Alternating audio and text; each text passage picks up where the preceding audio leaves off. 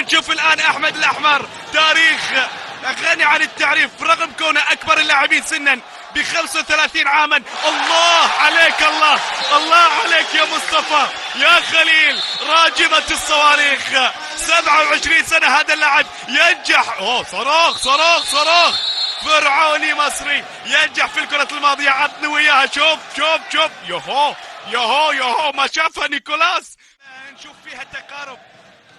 فيها تقارب، لكن هنا نشوف الأجنحة مهم تستغلها.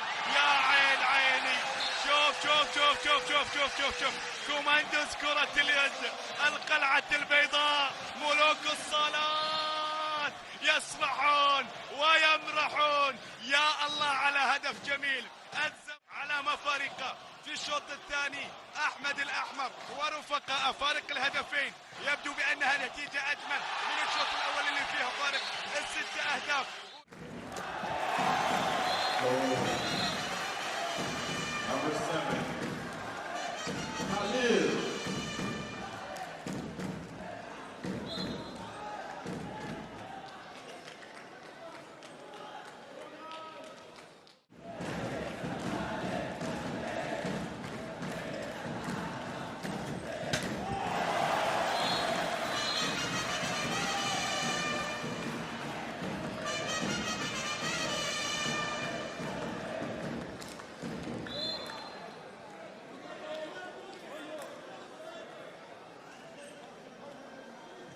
صدي بيشيل اول الكرات، تروح على طول لخليل اللي يعمل التعديل. والزمان بيجري يحيى الدرع، تصويبه وهدف من مصطفى خليل، يبقى اصبح 6 اهداف. والتصويبه مباغته من مصطفى خليل. محدش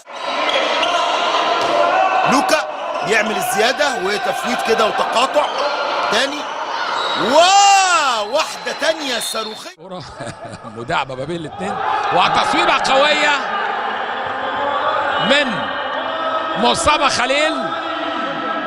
عايز يعدي يلعب الكورة لخليل، يعمل تعديل. خليل الباك الشمال عملها كويس قوي. مصطفى في الخط الخلفي، خليل هيسيب الكرة ولا يشوط مصطفى خليل، يعمل تعديل، يشوط الكرة حلوة.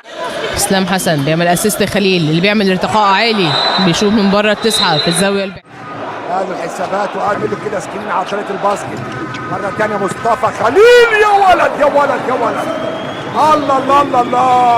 هنا مصطفى خليل، ده تصويبة ولا عرض في الاختراق. يلعب الكرة رمضانة، يلعب الكرة لخليل، يعاد يا ولد يا خليل. احد ناشئين المحروسة اللي حصلوا على الميدالية الذهبية في